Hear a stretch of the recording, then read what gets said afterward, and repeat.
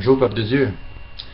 Euh, Aujourd'hui, on va avoir un temps ensemble pour voir l'importance de ne point murmurer. J'ai déjà amené un enseignement comme cela à l'unité du croyant. Et je vais vous le répéter parce que ce n'est pas tous qui sont avec nous lors de nos déplacements dans nos croisades, dans nos réunions. Et je vais vous parler un peu du murmure.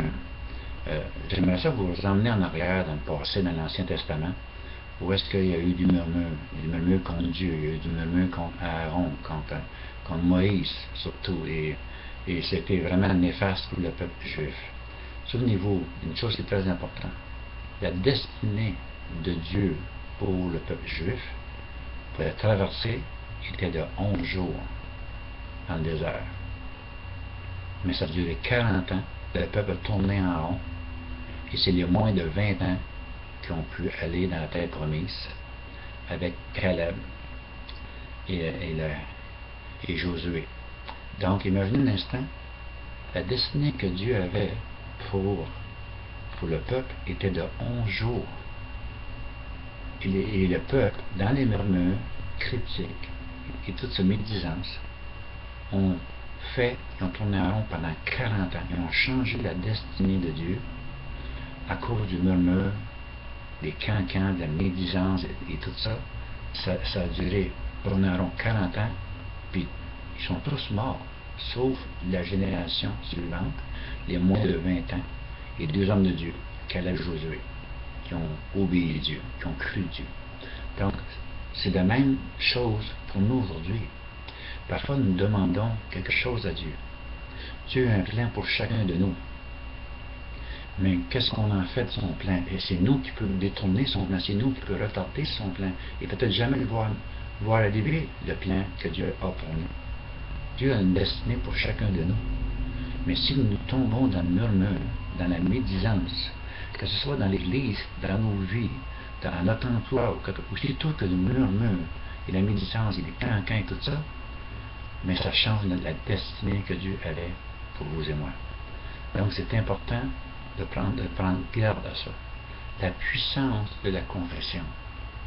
C'est si important aussi d'en parler.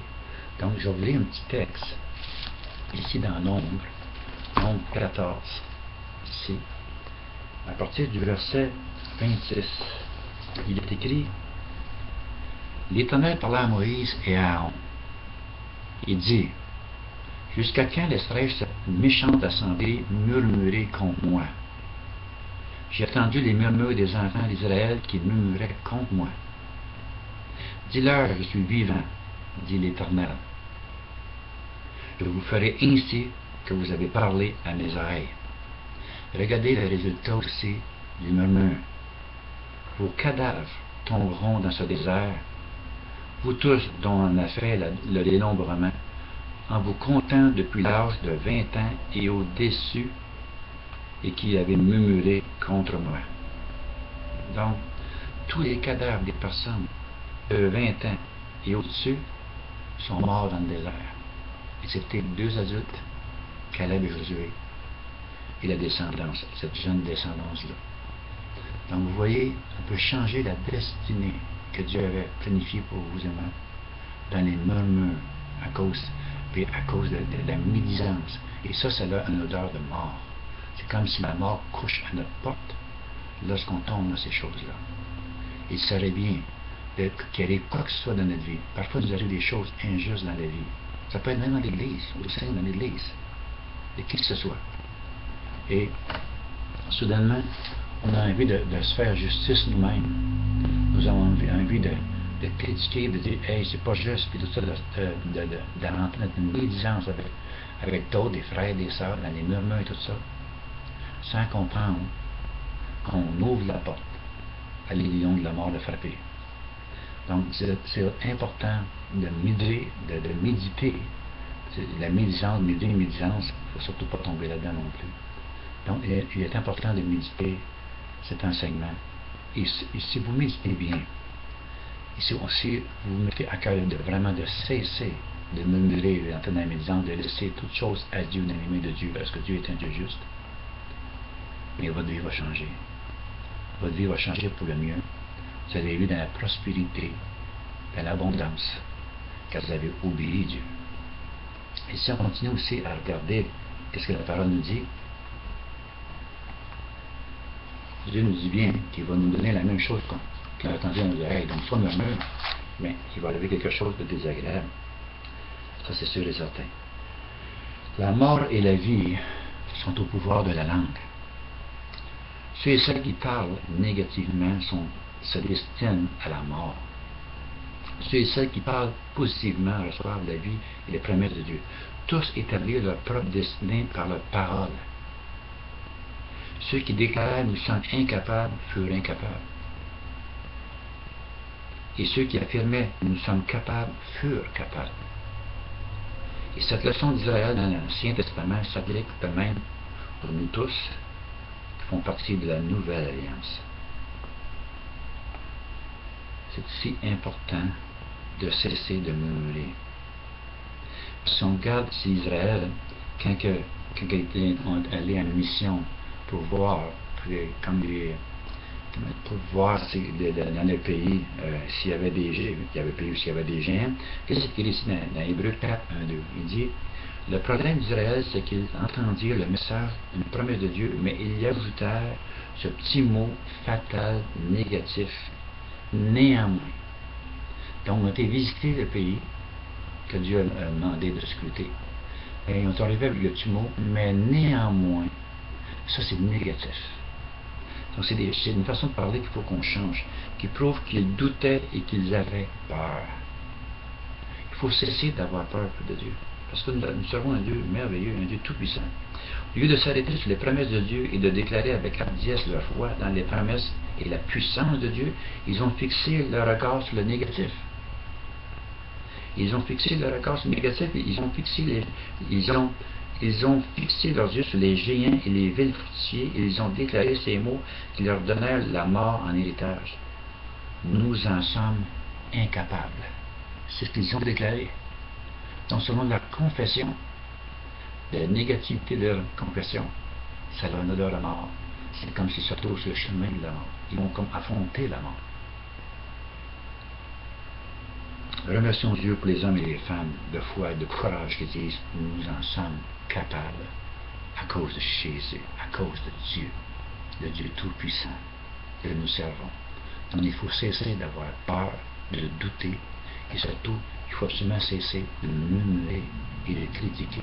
Parce que la langue est une confession. Vous savez, quand Dieu dit que la lumière soit, la lumière fut. Donc, à cause de sa confession, il a fallu qu'il confesse. Et là, ça a créé la lumière. Donc, notre confession est une puissance. Notre confession est une semence qui amène une récolte.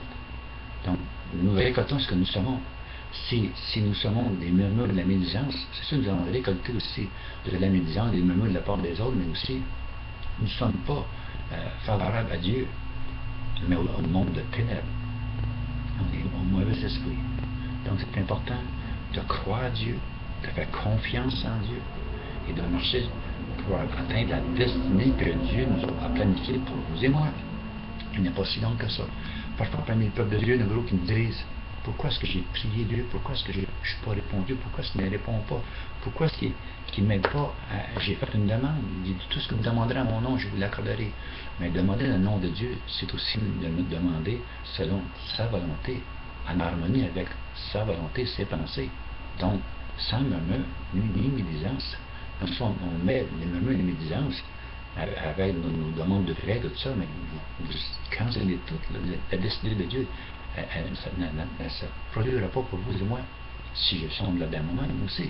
Donc, prendre garde à notre langue. Prenez garde à la puissance d'un petit gouvernail, mais qui dirige, un genre il est bien écrit, un gros bateau, un grand bateau. Donc, votre vie dépend de votre confession. Votre vie dépend de la foi en Dieu. Quand je dis, moi, je crois en Dieu, j'ai foi en Dieu. Si j'ai foi en Dieu, je ne me murmure pas. Je ne critiquerai pas, je ne rentrerai pas dans la médisance. Si j'ai foi en Dieu, parce que si j'ai foi en Dieu, Dieu me dit de ne pas faire ceci. Dieu me dit de ne pas murmurer, de ne pas critiquer. Donc si j'ai foi en Dieu, je vais obéir à ça. Donc, si j'ai foi en Dieu sans obéir, ça me sert à quoi? C'est vrai. Donc, si je crois Dieu, je vais mettre en pratique la parole de Dieu, je vais y faire confiance, puis je vais marcher en avant. Moi, là, ma prière, je veux qu'elle soit rencontrée rapidement.